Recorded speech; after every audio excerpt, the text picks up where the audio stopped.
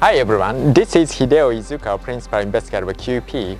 In this video, I'd like to introduce Casimir forces. We know that for two magnets, a force is generated, and for charged bodies, a force is generated as well. A question arises, when the two bodies are non-magnetic and uncharged, is such a force generated? The answer is yes. One of the interesting ones is Casimir force.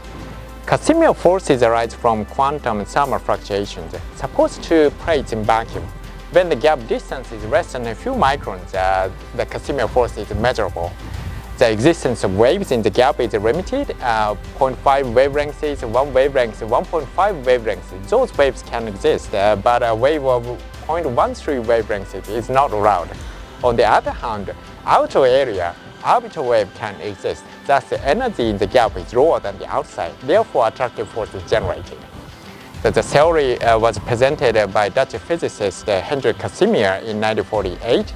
Almost 50 years later, it was experimentally demonstrated by Professor Lamourakis in 1997. Since then, 26 years have passed, so it's a good time for us to accelerate Casimir force investigations. That's all. See you later.